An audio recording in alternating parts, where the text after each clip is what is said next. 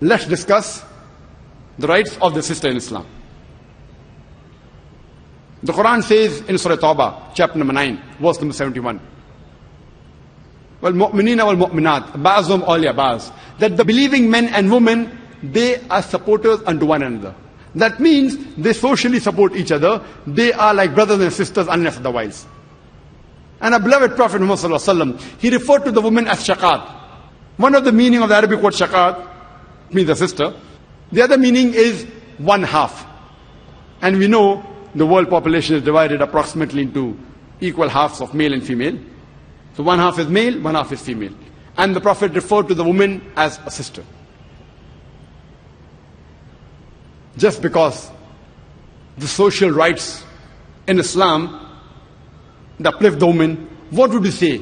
That are the women's rights in Islam, are they protected or are they subjugated? Let's discuss the educational rights of the women in Islam. The first guidance revealed by Allah subhanahu wa ta'ala, by Almighty God, to the whole of humankind in His last and final revelation, the glorious Quran, it was not to offer salah, it was not to give charity, it was not to fast, but it was ikra. It was to read, to proclaim, to repeat. And the first 5 verses revealed of the glorious Quran was from Surah Iqra, chapter number 96, verse number 1 to 5. It says, Iqra bismi rabbika allazi khalaq, khalaqal insana min alaq, Iqra wa rabbukal akram, allazi allama bil kalam, allama al insana ma lam ya'lam. Read, recite, proclaim in the name of thy Lord who created. Who created the men from something which clings, a leech-like substance. Read in the name of the Lord who is most bountiful, who taught men the use of the pen, who taught men that which he did not know. The first guidance given by Allah subhanahu wa ta'ala in the Quran, it was to read, and it was to both male and female. Our beloved Prophet Muhammad sallallahu alaihi wasallam said, it's mentioned in Sahih Hadith of Ibn Majah, Hadith number 224, the beloved Prophet said, Ta'laqul ilm faridatun ala kulli Muslim. It is obligatory on every Muslim, man or woman, to acquire knowledge.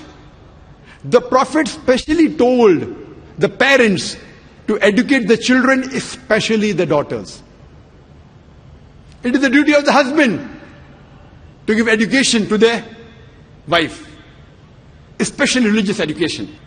And if they don't, she has the right to go to the court, to the judge, and demand for it. If he cannot teach it himself, he'll have to send her and see to it that he educates her.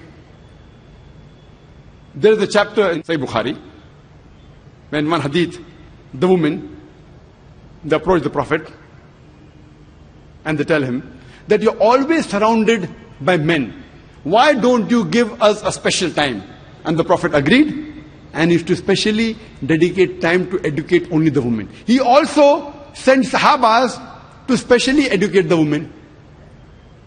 And if you read the history of Islam, 1400 years ago, in the days of ignorance, in Yawm al-Jahiliyyah, at that time, we have examples of many women, several women who were scholars. The best example I can think is Aisha bint Abi Bakr. May Allah be pleased with her, the wife of the Prophet.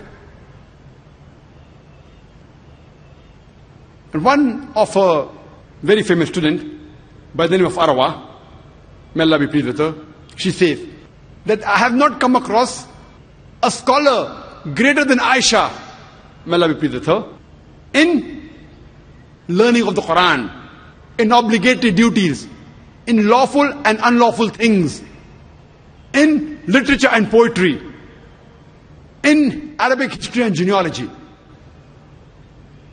And when we read the seerah of Hazrat Aisha, may Allah be pleased with her, we find out that she lived many years after the death of the Prophet, and she guided many of the Sahabas, and she even guided all the 4 Khulafa Rashidin.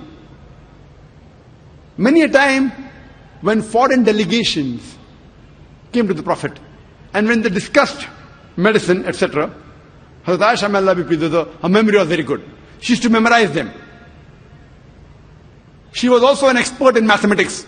And after the demise of the Prophet, many of the Sahabas came to her, especially while dealing with Mirat, while dealing with inheritance, because she was expert in mathematics. History tells us that she has taught several scholars.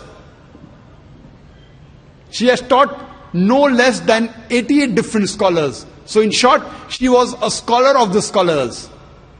And only on her authority alone, there are no less than 2,210 hadith reported. Only on the authority of Aisha, may Allah be pleased with her.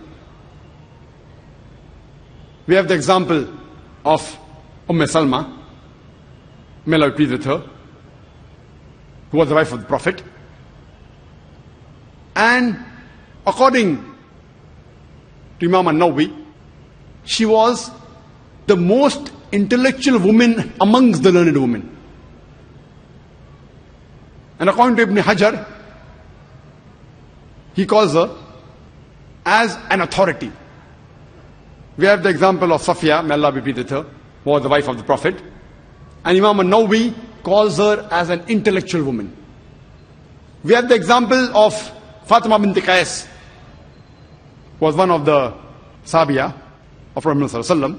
But she was so learned, and the immense knowledge she had, that once there was a discussion on issue of fiqh, and she had a point of view, and Hazrat Aisha, may Allah be pleased with her, and Hazrat Umar, may Allah be pleased with him, they objected, but they could not prove her wrong.